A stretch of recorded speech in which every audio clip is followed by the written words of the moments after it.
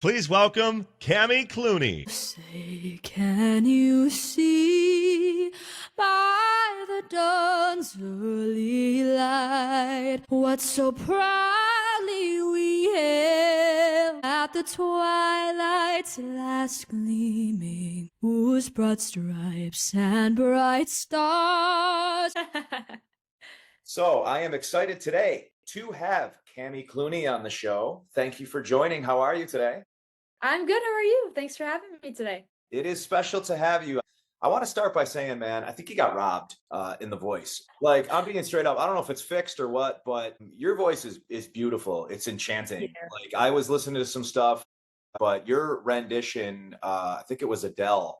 Something you had the Nirvana shirt on, which I love Nirvana. So that was a cool. I was like, she's cool. I think it was Easy on Me or something, and it was just beautiful. Yeah, I really appreciate that. Yeah, I mean, it really was special. And I think your ability to just kind of up and down and, you know, hit all these notes and just kind of do it with ease. Well, it seems like with ease, I know is not an easy thing to do. Yeah. So, you were on The Voice, I think it was like 2020 COVID time. And I'm sure you're probably sick of talking about The Voice and all that stuff, right? But that was I wouldn't say it was the kickoff of your career because you were already doing things prior to that, right?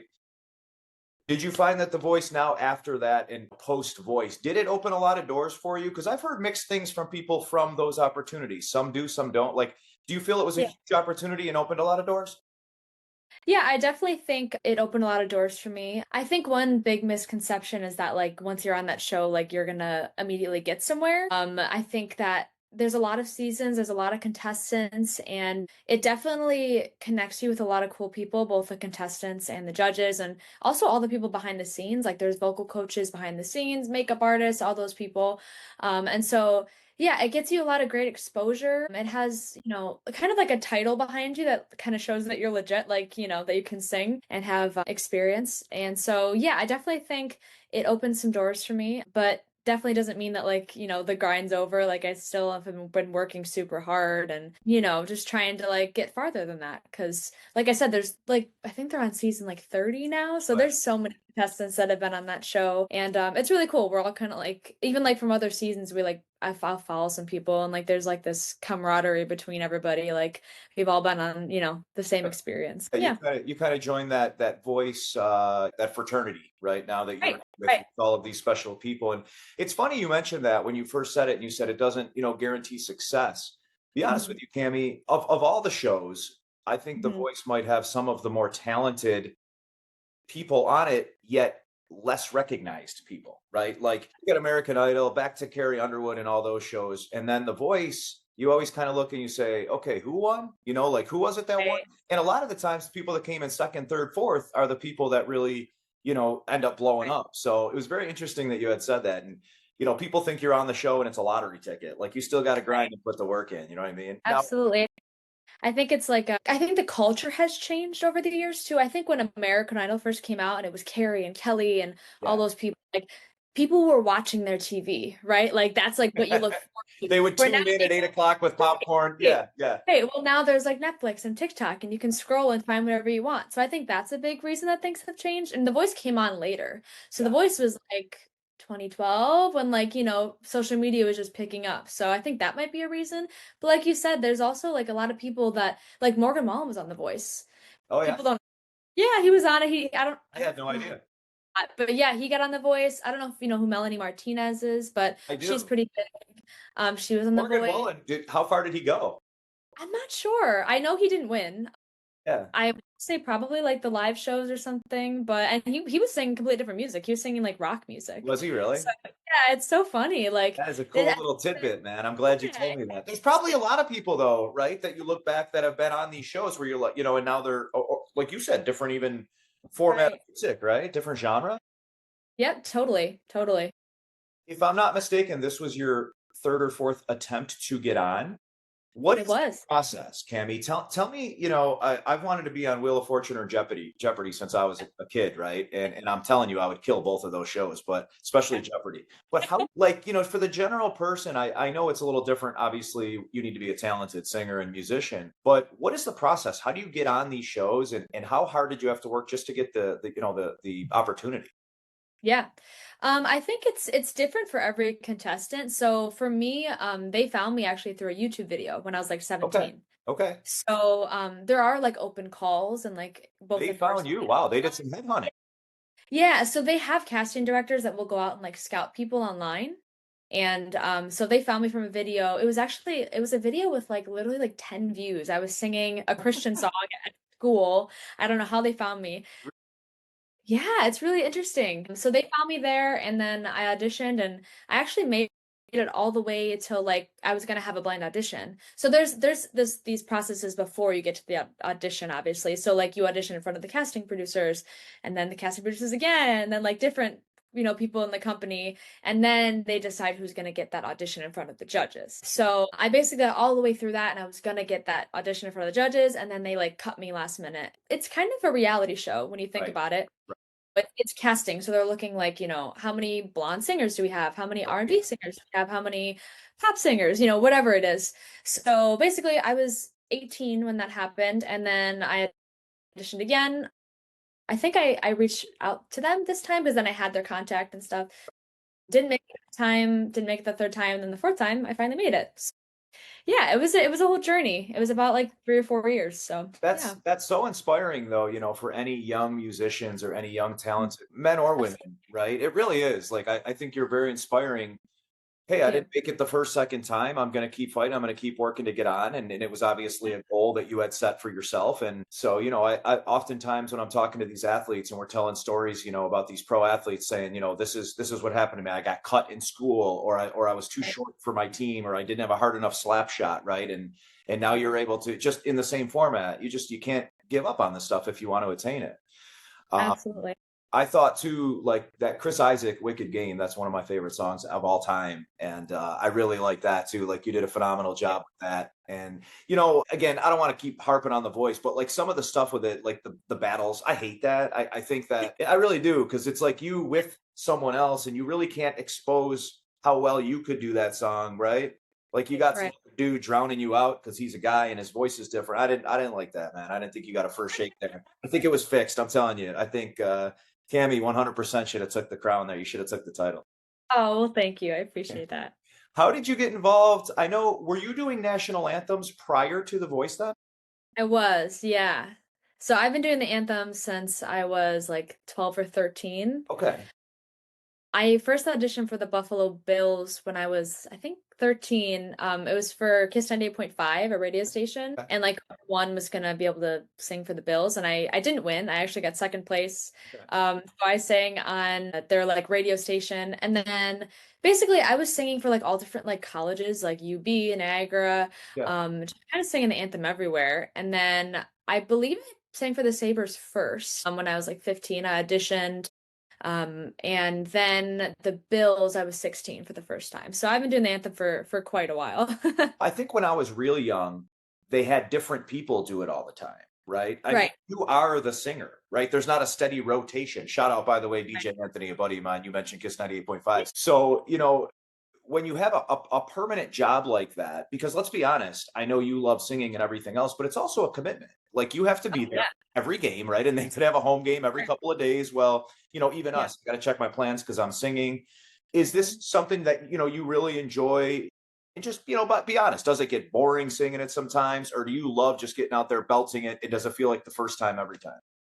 I honestly love it. I just think like something about like the energy when you're singing the anthem is really cool. Like it's just you and there's no music. Well, some people do it with music, but I don't. I do it a cappella. And it's just like you and there's a spotlight and it's just I don't know. I just love it. I think Oh, it's yeah. fun. I would love it, but you don't want to hear me sing it, trust me. Yeah, it's nerve-wracking though. I mean, like I still get nervous every time because like I said, it's literally just you and everyone knows that song. You have the rivalry game this Sunday. Yeah, oh, I'm super excited for that one. I also just love like I'm a girl. I love like fashion and dressing up and Yeah. stuff. So like specific theme, the all white, and so I've been like planning my outfit for it. But You have to. You have to. Aren't you just going to go in yeah. jersey, the new rivals jersey? You're not going to wear it? No, no, I'm doing like something more custom. All right. You heard it here first. I thought maybe I was going to get a review on the outfit. Oh, how much of a difference is it Sabres to Bills, right? Beside the crowd, Yeah. which, 80,000 Bills fans or Right. 68,000 Bills fans, half of them are drunk, right? It's rowdy. It's a little, Right. Sabres games are a little more chill. As far as when you're singing it, do you feel that energy difference? I think so. Yeah. I mean, obviously, like you said, there's an arena versus a stadium. So there's a lot of people and Bill's Mafia is just like Oh, yeah. got that Oh, yeah. energy Yeah. every Yeah. time. So that's really cool. And one more thing is like I wear earplugs when I sing for the Sabres, and then when I do the Bills, I have in-ears. I got you. So the in-ears, like I'm hearing myself back, whereas the what's it called? The Yeah. earplugs are just kind of like plugging my ears a little bit so I can hear myself better. Okay. Because that goes worse in the Bills stadium because it's so much bigger. But I'm kind of used to that too. So like even if I didn't have them, I probably could like, figure it out, but it's definitely hard. I remember when I first went on there. I think I have a video of me when I was like 16 and I'm doing it so slow Yeah. because I'm hearing myself back. So you have to really get used to singing in a arena or a stadium. I know, especially singers with the talent of yourself, perfectionists, right? Like you become even Absolutely. that slight little thing that you might hear. Have you done the touring and going out and doing that kind of thing? And, I guess second part to that, what are the plans as far as you just blowing the cover off the door, man? Because you have all the talent in the world, right? So how do you, I mean, you really do. So how do you then go to that next level and when's this album coming out kind of thing? Yeah, yeah. So I've done like little tours. I mostly have been just playing locally and like kind of like farther, not just like Buffalo, but like different areas of Western Sure, New York. sure. But yeah, I mean, recently my band and I performed, we opened for CeeLo Green in Connecticut, which is really Okay. cool. Yeah. I like just it's kind of just taking every opportunity you can. And the biggest thing I'm working on right now is just like marketing and Now branding. I'm going to time out real Yeah, quick. How do you like CeeLo Green, right? Obviously a huge name, whatever. Like, so yeah, how does that come up? Like for somebody yeah, who's not in the business, right? And you say right, how does that come up? Like yeah. your booking agent goes and finds that? Right, it's connections. So like we got that gig because the person who works at Foxwoods Connecticut Casino actually used to work at the Niagara Casino. So he worked in Niagara Falls and he knew who I was and had this opportunity. So yeah, it's kind of like it really is a lot of making connections or, reaching out. Like my mom does all of my booking actually. So Okay. if she, especially for like local stuff, she'll reach out to different restaurants and bars. You got to have like an EPK, which shows like um, you know, all of your accomplishments and Your resume. videos. You gotta have a resume for your job. Yeah. Yeah. Right, your resume. And like I said, basically what I'm working on now is like the branding and just building everything on like social media because social media is just so huge now. Okay. So like, the numbers, how many followers and listeners on Spotify and just kind of like you kind of have to like create a world around your music to get people interested, because it's very saturated now, Totally. which is great and also hard at the same time because there's so many things being thrown at everybody. But also it's cool because everyone has the same opportunity to like get to that place. So yeah, I've been working on a lot of original music. I've been really releasing like singles like one at a time, but I'm really ready for this to just like turn into an album because like at a Right. certain point when you have these songs, it's like I need like a finish line of like this is the project that I've been working on.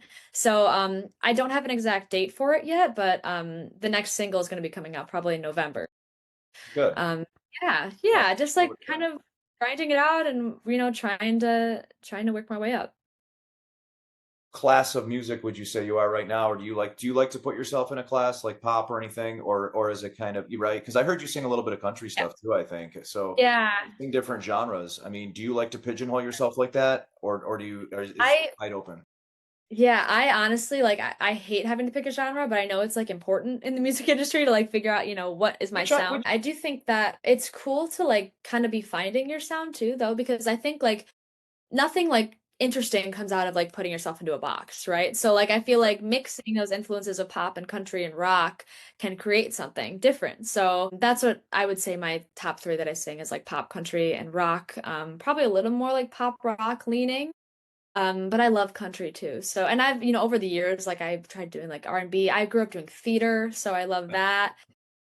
But yeah, I think like it's just kind of like playing around with your sound. I mean, like there's so much like genre bending things nowadays. I mean, like you said, Beyonce's doing country.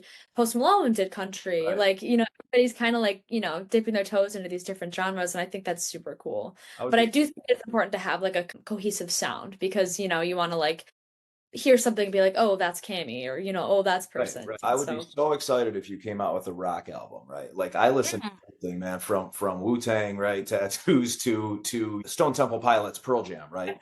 And yeah, I think right now in the music industry, and like you said, it is so incredibly saturated, almost like the podcast industry, where everybody yeah, has one because of this social media and YouTube has right. given us this format, right? And then it's all about algorithms and your downloads that you're getting point Yep. 0.1 cent for. It's the same thing in my world, you know what I mean? But I think there's so many people because of the Morgan Wallens and the Taylor Swifts that are going into that, right? They kind of go into the country or the pop. And Right. there's not a ton of the rock, I feel like. And you are so Yeah. like you could do anything. Like I feel like you could shred a rock song, Leonard Skinner song or something, the same way that you could do a pop song. I think that would be so rad if you came out and did a rock song or a rock single. So Yeah. I'm looking forward to hehearing that if you ever do that. Yeah, yeah, for sure. Couple more things and I'll let you get out of here. I know you got, the anthem tonight and you got to get going soon. I had a couple questions about, how closely involved when you're on these shows, right? And you see the Blake Sheltons or the John Legends, right? And it's almost they act like that, that you're going home and having dinner with their family. You know what I mean? Like, oh, Right. she's so close to our heart. I mean, how involved are they? And do you keep in touch after, or how does that work? Yeah, so I think one, it depends on the season and it depends on the coach too. So I was on during COVID, so things were a lot different. Like you had to like stay far away from everybody. You couldn't connect on that same level. I mean, I know when Ariana Grande was on, she was inviting people to her house. Yeah, she like You're got like, super. damn, man, all those years and then you get the COVID year. Yeah, I know. Or like I'm pretty sure like Miley Cyrus when she was on like became like really close friends with somebody. So I think it just kind of like depends on like the connections that you make and also just like the circumstance and what the coaches are comfortable with. Like I don't really stay in touch with anybody, but I know like John Legend still follows me on Instagram. Yeah. I'm not sure, maybe sometimes, but yeah, so it kind of just it depends. Yeah. I always wonder, like, okay, this person didn't win, but they were on this team, and John Legend's looking for a duet, right? And he's like, oh, you know who I Yeah. got on speed dial? I can call Cammy, right? You're waiting for that call. One of these days, you Yeah. might just get that call. You'll think it's a telemarketer because we get so many of those now. Somebody can Right. refinance your mortgage, and it's John Legend. Right. We'll go into what's your favorite ice cream? Favorite ice cream. I'm not like honestly like crazy, like just kind of like a vanilla chocolate twist. All right. Do you like Yeah, ice cream? Are you an ice cream I eater? do. Yeah, my favorite I'm dairy free, but Okay. I Okay. do my favorite dairy free ice cream is Fronen. It's like it's really Yeah. good. I know what Yeah. it is. Yeah, I went on one. Yeah. I do the Ben and Jerry's non-dairy one. They make Oh a yeah. yeah, it's Yeah, pretty yeah. good stuff. What is your favorite sport? Favorite sport. So I didn't grow up doing sports. Okay. I was not for athletics, so I like grew up dancing, so I love dancing. But as far as like favorite sport to watch, probably football. Got to be football. And Yeah. it's funny because the perception, I'm sure, right, when you're singing at the Sabres games is like you're some Yeah. crazy Sabres fan. You know what I mean? Yeah. Or some Right. crazy Bills fan. When you're done singing, Mhm. like right after you do the national anthem, is it peace out or do you go sit and watch the game? Or it depends on the day? Yeah, usually I watch the game, unless I have something else going on. Yeah, so yeah. Okay. So you're a Sabres fan then, right? I mean, if you're kind of hanging. Yeah. Absolutely, absolutely. I like don't know a ton about hockey. I'm trying to get to know it more. My boyfriend Really? loves hockey. I know. My boyfriend played hockey growing up, so he Okay. loves it. Trying to like teach me. He's like, "This is what's going on." I'm like, "Okay." Girl, like enough of the games that you've been to, right? I I mean, know, I know. I try to understand. I just, like I said, I wasn't a big sports person, so he's I telling gotta you the like rules, and you're like downloading different songs. trust me. I'm totally rooting for the Sabres and the Bills, no matter what. So Well, I love it. Bills, I think we're good, right? The Sabres, work in progress. Bring them some luck, will you, with your singing? yeah, You gotta absolutely. bring them a little touch of luck because they are Yeah. struggling. But Yes. this was a lot of fun. It really was. I like I said, it was a pleasure to get to know you a little bit. But thanks for taking the time on this. Was fun. Yeah, thank you so much. It was great to meet you. Have a great night. You too. Bye. Bye.